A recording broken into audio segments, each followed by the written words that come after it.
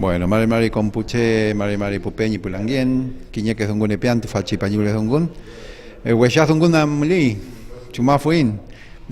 Bueno, saludo a la gente. Sí, ahí parece que en el ámbito jurídico judicial para el mundo mapuche siempre hay huellas dongun, siempre hay malas noticias.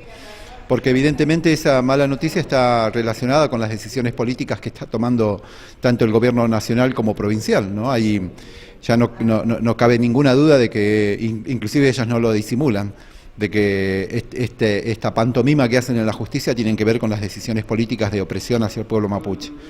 En ese marco de opresión, en ese escenario de persecución y muerte también, ¿no? Porque no nos olvidamos de ninguno de los caídos en lucha de nuestro pueblo. Está la situación de Ñiseya, de mi hermana, miembro del LOF Pilián Mahuiza, esto en cercanías de Corcovado, y una reconocida luchadora en varios aspectos, no solo en la lucha mapuche, sino también en este proceso de lucha, yo digo, revolucionaria de las mujeres. Se ha armado una causa sin sentido, que de hecho el propio juez Otranto, que fue quien armó la causa, finalmente la desestimó porque hubo una decisión en primera instancia, ¿no? que quedó Moira absuelta, pero sin embargo, y volviendo a esta coordinación perversa que tiene la justicia con el Ejecutivo, la fiscal Ávila apela. Y bueno, esta causa federal sigue su curso de juzgamiento hacia mi hermana, hacia Moira Millán. ¿Por qué se la procesa o cuál es la acusación que tiene Moira o que pesa sobre ella?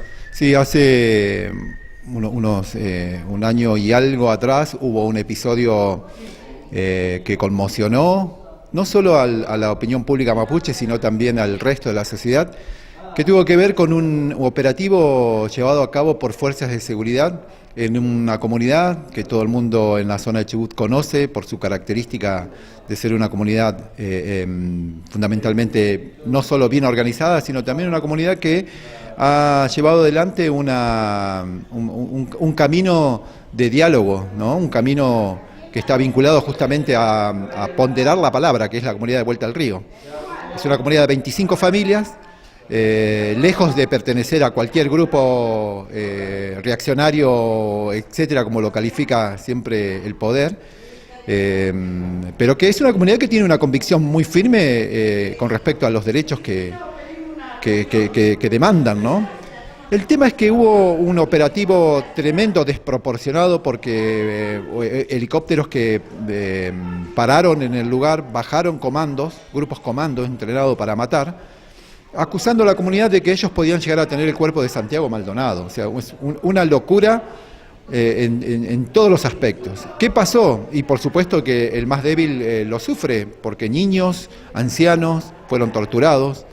Una situación aberrante, por donde la mires, en un Estado democrático. Bueno, algo que realmente todavía está en la memoria y ha creado evidentemente también un trauma en la comunidad, porque ellos vienen sufriendo desalojos desde siempre. La cuestión es que la comunidad decide hacer una ocupación pacífica, ni siquiera era una toma, era una ocupación para demandar derechos, para tratar de hablar con el juez, en este caso el juez Otranto. Y en esa decisión Moira acompaña, ¿no?, colectivamente esta decisión. Pero toda la situación termina en que el propio juez de alguna manera legitima la ocupación, porque es una ocupación pacífica, baja a dialogar con la gente.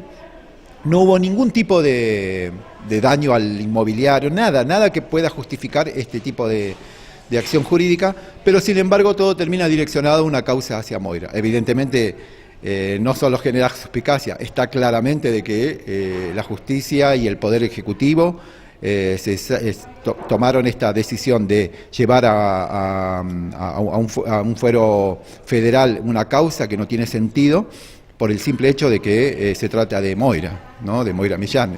Claramente es así. En ese escenario, ¿no?, porque fue un escenario de persecución y tortura, se registró un episodio en la comunidad de Vuelta al Río donde una vivienda de un integrante del LOF de Vuelta al Río, de la comunidad Vuelta al Río, se incendia, lo incendian. A ver, para que la gente sepa, la gente que vive en las comunidades, con el solo hecho de ver un rastro, te construye un escenario y te saca quién fue, quién no fue, o sea, tiene más capacidad lejos que cualquier policía científica. Y cuando la policía científica está a la orden, ¿no?, de un juez incompetente, inoperante, sucede lo que sucedió. Incendiaron una ruca, una vivienda mapuche, y la conclusión fue que se registró un cortocircuito. Y le quiero contar a la gente que en esta comunidad no hay energía eléctrica. ¿Me entienden lo que digo? O sea, es como una humorada perversa, irónica, pero sin embargo, bueno, así es como actúa la justicia. Pero sí hacen énfasis en llevar adelante esta causa contra Moira. Queda claramente que hay una persecución política en este país. O sea, no hay más vuelta que darle. Digamos, están todas las garantías, los derechos están absolutamente vulnerados, violados. Entonces lo que buscamos en dar a conocer esta situación es que por lo menos la sociedad civil tome conciencia de que no se puede funcionar, un Estado no puede funcionar con una justicia con estas características, con un ejecutivo que tiene al mando la seguridad interior de una persona que es muy perversa, nosotros la calificamos de enferma, que no se puede llevar las riendas de un Estado de derecho, y menos cuando hay un pueblo que tiene derechos particulares, derechos fundamentales, ¿no?, como es el pueblo mapuche, y que sistemáticamente son violados. Entonces llega un momento en que es necesario que también quien esté escuchando esta nota, este audio, tenga la capacidad y la sabiduría de discernir qué está pasando en este país. Bueno, a partir de este escenario judicial han definido algunas acciones que están llevando adelante como una campaña para la absolución definitiva y después entendemos un round en la comunidad. Hay una acción global.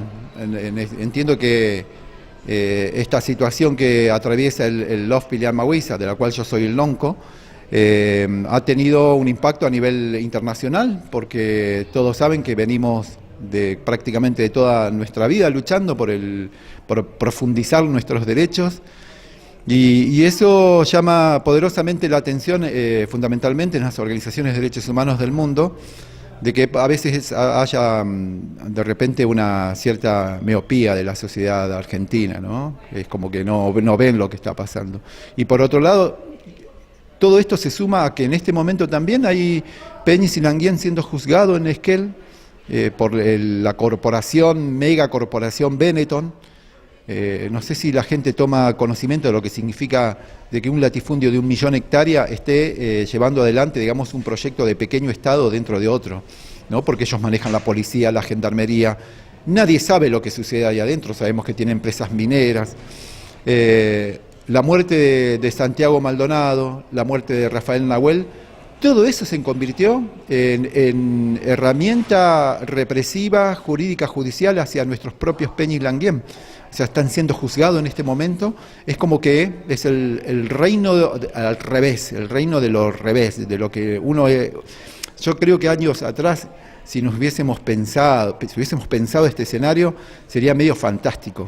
Realmente soy sincero en esto, cuando uno hace un análisis de lo que está sucediendo en materia de derecho penal, etcétera, etcétera, y de los derechos fundamentales que nosotros poseemos como pueblo, jamás me hubiese imaginado de que este escenario que hoy vivimos está en boga y tan vigente.